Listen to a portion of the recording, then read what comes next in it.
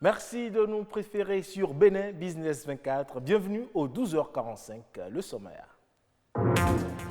Avec l'apparition du coronavirus, le port de masques de protection est devenu obligatoire. Des masques vendus à la sauvette dans les feux tricolores et aux abords des voies par certains marchands qui sont eux-mêmes mal ou pas du tout protégés. On parle toujours du coronavirus et surtout de ces endroits où la distanciation sociale n'est pas facile à respecter, comme les salons de coiffure. Comment coiffeurs et coiffeuses s'y prennent-ils pour respecter les mesures barrières? Enfin, la production du palmier à huile est tributaire de sa variété et de sa zone de culture, un détail qui échappe bien souvent aux responsables des marchés coopératifs.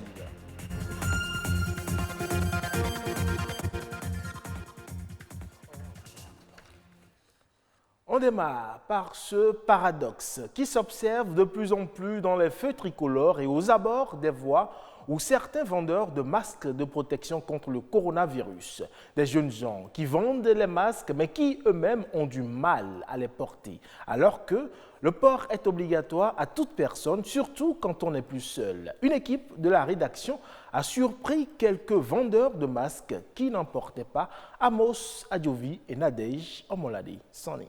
Depuis la mise en vigueur de la décision du gouvernement de rendre obligatoire le port de masque par tous les citoyens, les usagers de la route s'adaptent comme ils peuvent à ce changement de comportement.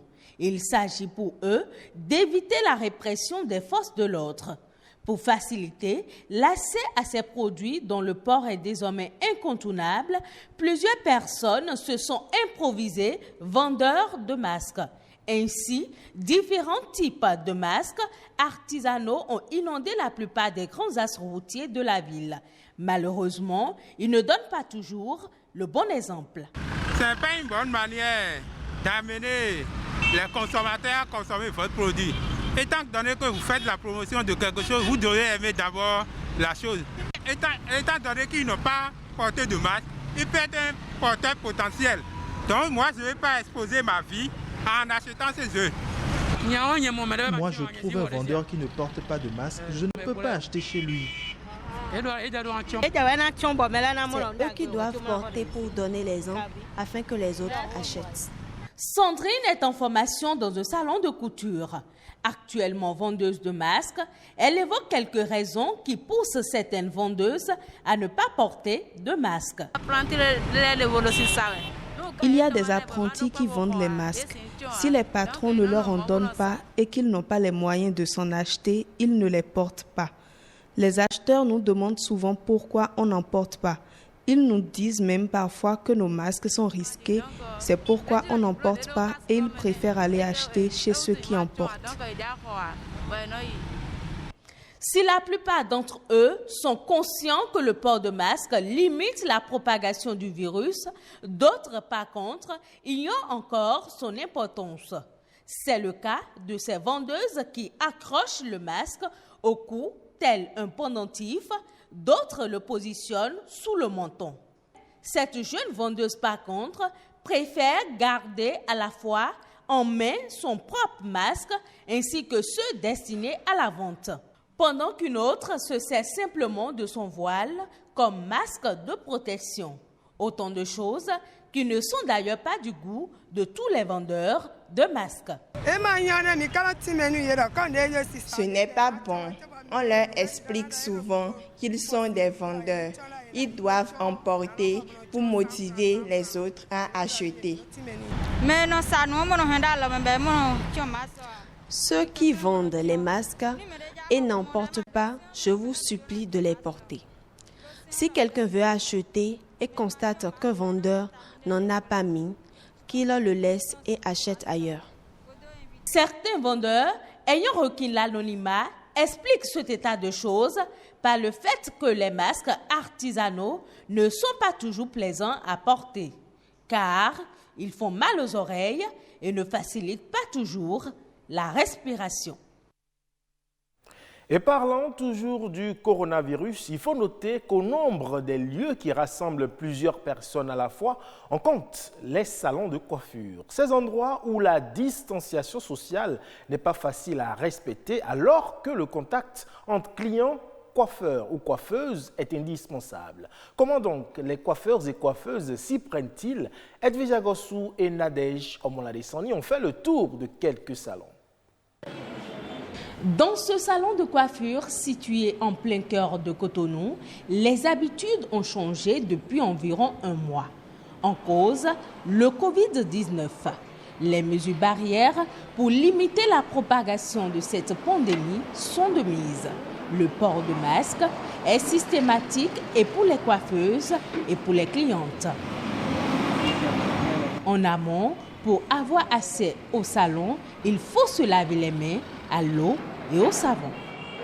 Nos instruments sont stérilisés avant et après la prestation. Nous désinfectons encore à l'alcool. Déjà, le personnel est limité, donc du coup, on ne peut plus prendre autant de clientes. C'est vrai que ça joue un peu sur l'économie, mais on travaille un peu avec le système de rendez-vous. Les clients qui viennent sans rendez-vous, qu'on a déjà pris, les autres, on essaye de leur expliquer qu'ils peuvent venir à tel moment, le temps de finir avec ceux qui sont déjà là. Ici, plus question d'utiliser la même serviette pour plusieurs têtes. Une règle qui est observée aussi bien par les coiffeuses que par les coiffeurs. L'Institut de beauté est mixte. On prend la tondeuse, on nettoie avec alcool. On prend la brosse, on nettoie avec alcool. La peigne aussi, on nettoie avec alcool avant de commencer. Et le client même voit que ici, c'est propre. Tout est mis en œuvre pour rassurer la clientèle. Autre salon, même observance, les gestes barrières contre le coronavirus sont strictement respectés. Même si aucun client n'a voulu se prononcer, ils sont exigeants. On a essayé de suivre les recommandations du gouvernement. On nous a beaucoup préconisé le lavage des mains. Donc on a essayé de mettre un dispositif en place pour le lavage des mains. Nous avons du gel alcoolisé qui est là. Et on nous a demandé que tout le monde soit masqué, donc on a les masques. On essaie de mettre les gants. À chaque fois, on essaie de les changer pour chaque client. Et puis, on essaye de toujours garder une distance, même si ça ne fait pas les 1 mètre, au moins une distance de 0,50 pour épargner les clients, pour que nous puissions nous-mêmes nous épargner. À Cotonou, plusieurs salons de coiffure, n'ayant pas installé le dispositif de lavage des mains, ont décliné notre sollicitation. Selon certains, le dispositif serait en cours de fabrication. En attendant la fin de la pandémie, bon nombre de femmes optent soit pour les foulards, soit pour les perruques, déjà en vogue depuis quelque temps. Et on change de registre à présent pour parler de la production du palmier à huile.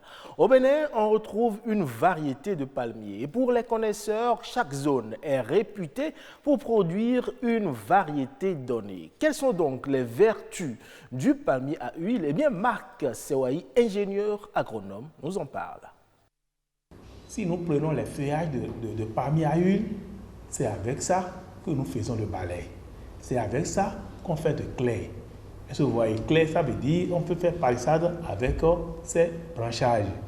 Et vous êtes encore malade, vous prenez les feuilles de palmier, vous coupez, vous préparez, ça fait le paludisme. On descend encore sur ces régimes.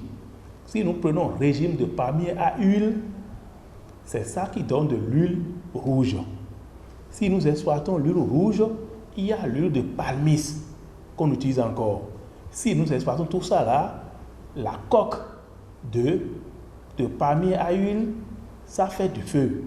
Et c'est avec ça que les forgerons faisaient les outils agricoles. Nous coupons le tronc de palmier à huile en plusieurs, ça donne un chevron. Et c'est avec ça qu'on peut tôler les maisons. C'est avec ça qu'on peut faire la toiture des maisons dans l'ancien temps.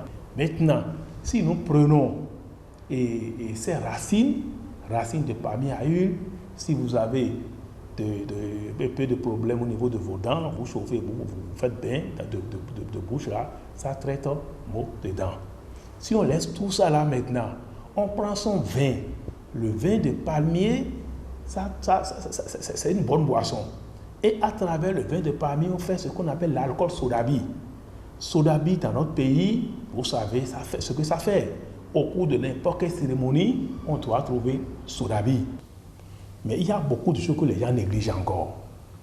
Et celui qui a exploité, par exemple, l'huile de palme, il doit savoir que les tourteaux soient utilisés par les animaux ou bien par l'homme aussi pour faire de feu. Les régimes là, vous laissez quelque part, vous arrosez un peu, ça donne de champignons. Et c'est très nourrissant encore pour la population. Si nous finissons tout ça là, les déchets, les tourteaux, tout ça là, on peut mettre ça dans ce qu'on appelle biogaz. Ça peut donner encore autre lumière et vous mettez ça dans un réservoir, ça vous donne la lumière pour allumer, ça vous donne gaz pour préparer tout ça là. Direction la Côte d'Ivoire où l'État a octroyé une subvention de 1 milliard de francs CFA pour soutenir les acteurs du secteur du vivrier impactés par la crise sanitaire liée au coronavirus. Cette somme sera répartie entre les responsables des marchés, coopératives et fêtières du vivrier. Les détails avec Salima Toudia de la RTI. C'est un soulagement pour les acteurs du secteur vivrier. Face au dysfonctionnement de la chaîne de commercialisation des produits vivriers qui occasionne un manque à gagner pour les commerçants, 1 milliard de francs CFA est mis à leur disposition pour atténuer les charges de fonctionnement. Aujourd'hui, sur ces 4,4 milliards attendus de l'État de Côte d'Ivoire, il y a eu un décaissement de 1 milliard. Nous avons commencé la distribution des fonds. Nous avons au niveau des coopératives grossistes 20 coopératives pour lesquelles nous avons déjà fait des chèques.